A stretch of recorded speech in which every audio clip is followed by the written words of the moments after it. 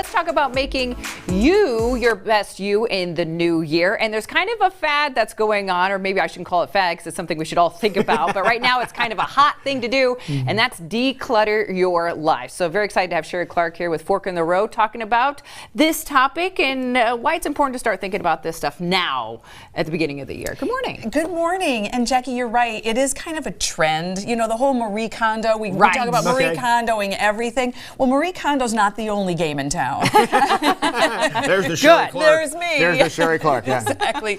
And the other thing is, there are other books that you can buy. This one is a great example. And it's not that I'm promoting necessarily that book especially, but just saying there are other resources. Marie Kondo is really, really amazing, and most people really enjoy her once they get into it. But there are other things. So let's think about resources that we could go to for different things for decluttering our lives and really kind of cleaning up our act. Okay. So, and why is this important? Why is this such a fad or trend right now? Because someone's talking about it more, but why is this something we should be looking at? It has to do with energy blockage. You know, it really, and let me talk about that in a second, but first I'm going to start with how did we get here? Like, how did we get cluttered, right? So this is a good example. This is a good reason why we get cluttered. Days like today. You buy things. You buy little heart-shaped serving dishes. And when are you going to use it? Exactly. Once. Today. And then next year I'll forget I have it. So you get another one. So you get it. That's true. And then all of a sudden you forget it's in storage somewhere. That's exactly right. Exactly right. So those are the kinds of things, the occasions that occur. The other thing is we start collecting things. So when we're little, we might collect stuffed animals. Okay. And over time, I've been around the sun a few times, Lou. Maybe you have too. I could have a lot of stuffed animals. Right. So what if let's talk about what we do, how we can figure this out. Okay. Like, what can we do? We don't have to save 1,000 stuffed animals. We can narrow it down. Let's maybe say 6. Your favorites. Pick out your favorites, and the rest can go away. You can take pictures of them. But what happens is, and for what both of these two things have in common, is the whole sentimental value thing. And that's where we get tripped up.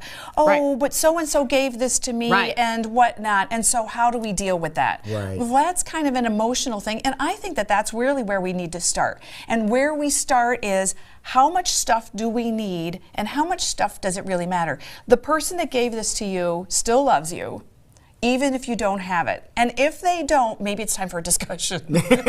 Then you need to discuss. You need to have a little bit of a discussion. Yeah. Okay. So let's talk about other areas of the house. Let's move into the kitchen, as you know, which is one of my favorite places. I'm the biggest violator of this one. I knew you would be. That's why I brought this. So we've got here an example of an expired spice. And how do I know that? And they expire. They expire, and not only because of the date, but look at this. Okay, so this is onion powder. It doesn't even hardly come out, and it's full. If you take a screwdriver and do you this, stir it a little bit, it'll be just fine, Sheree. Okay, Lou, you can have that when I go. All right. But all yours. All yours. Screwdriver is another example. I have so many bad, dumb, cheap tools. I have ones that are broken. And you don't in throw my them away 'cause toolbox. you never know. Yeah.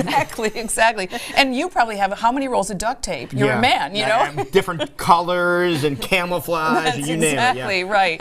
Moving into our personal care products. There's another thing I'm a violator of. Yep. Vitamins and supplements and things like that. Let's take a look and see when was the last time that expired? Do you even remember why you bought it?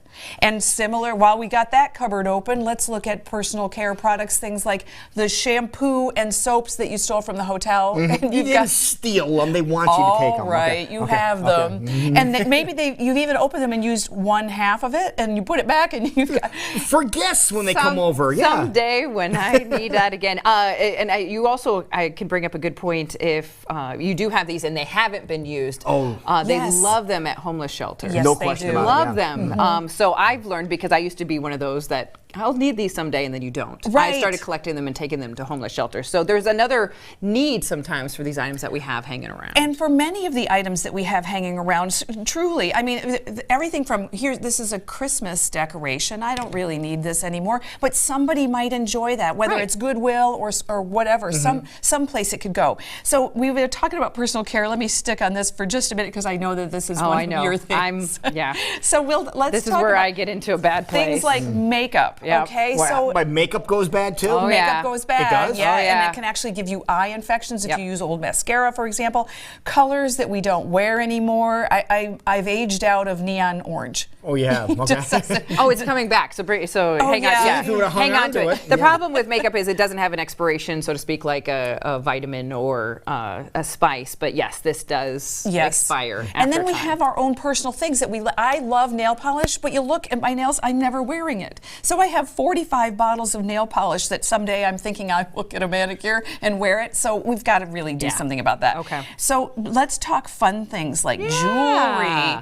How many one earrings do you have? a couple. Yes. Because I might find it eventually. Oh, look at all these. I just say I love all Yes. these sparklies that you brought in to share with us this morning. Now, is this okay, or are you saying I could cut back here a little bit? Because I love how you've kind of categorized it. So maybe you can open this and say, "Oh, I'm going to wear this today." This is what I'm telling you the goal is. This is the goal. What you want to do is clean out so that you've got just the right amount of goodies. And there's two ways of doing it, and I've done it both ways, and I like both of them. One is to buy the little container. Tackle box. Yes, and then say when it's full, I got to figure out, I got to get rid of Gotta get anything rid that of won't it. fit. So you're using that as a guide. Yes. Okay, good idea. The other way is to do it first and then get the tackle box that will fit it, but that's a little more dangerous because you're going to buy the Get big. the plain I'm gonna buy a 747 that really opens up. big Yeah. The Sears tackle box. Craftsman, Yeah, yes, yeah. that's what I'm saying. So Very fun. be thoughtful about that. Look for things that will help keep you organized. I like that idea. I like that a lot, and I get told that all the time. But yeah, you're right. I'm like, no, one more thing can One fit in more there. thing, exactly. But there's just things that you get handed or collected, and they're just literally at trade shows. collecting Yes. dust. So now's the time to kind of go. How many pens let's do you not even have in talk your about drawer? that. Or what about cat toys that Lotus doesn't play with anymore? He didn't. He liked this for about 5 minutes, and Then he's done with it, yeah. Done with that.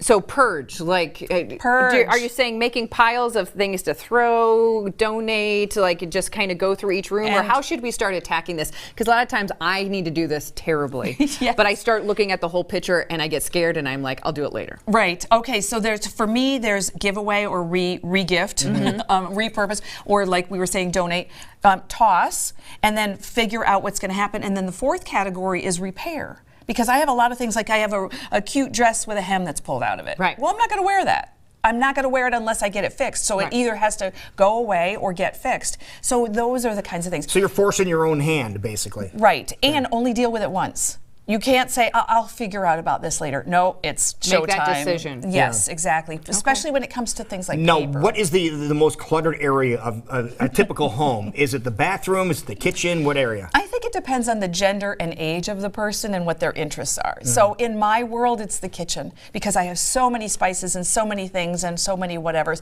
I have to stay on top of that. For you, it could be, I know that you're handy, you're into car, it could be garage and, I'm guessing. Yeah, well, the garage is surprisingly organized because I have guys that keep it straight. But in the kitchen, I have a junk drawer that's full of tools. Yes. And it gets very organized every now and then, but then slowly but surely it gets piled up with more and more stuff. Well, that's the thing that we're talking about, that one way, don't succumb to the Valentine's Day goodies, and when something comes into the house, deal with it immediately. No, I'll figure this out later. Really, it's never going to be later. Right. It's so.